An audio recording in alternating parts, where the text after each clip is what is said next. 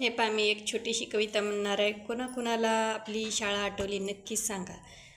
शेतामधी माझी खोप, तिला बोराट्याची झाप, माझा शेतकरी बाप लेतो अंगावर चिंध्या, खातो मिरची भाकर, काडी ऊसाची पाचट, जगा मिळायाची साखर, काटा हा त्याच्याच कापाई, त्यांनी काय केले पाप, माझा बाप शेतकरी उभ्या जगाचा पोशिंदा, रात दिवस कामधंदा, शेतामधी माझी खोप, तिला बोराट्याची झाप.